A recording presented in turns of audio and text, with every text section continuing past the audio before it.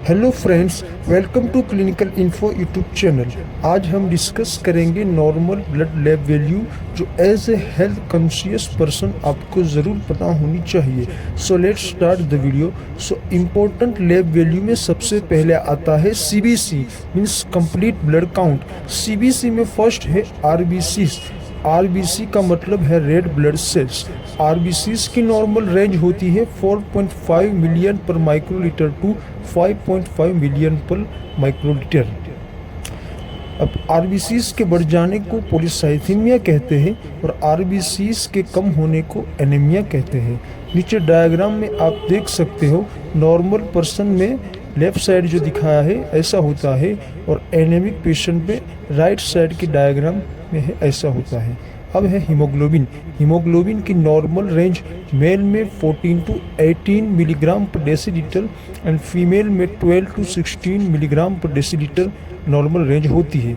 अब हीमोग्लोबिन बढ़ जाने को पॉलीसाइथेमिया कहते हैं और हीमोग्लोबिन कम होने को एनीमिया कहते हैं।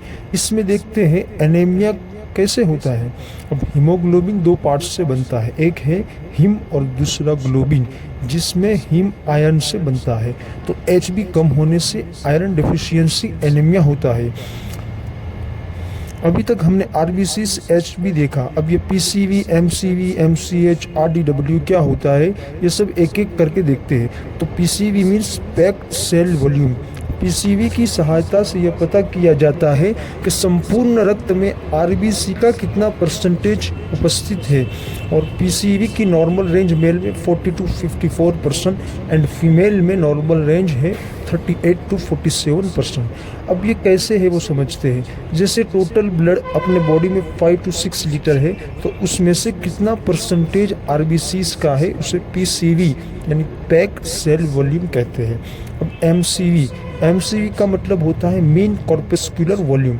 इसकी सहायता से यह पता किया जाता है कि आरबीसी की साइज कितनी है।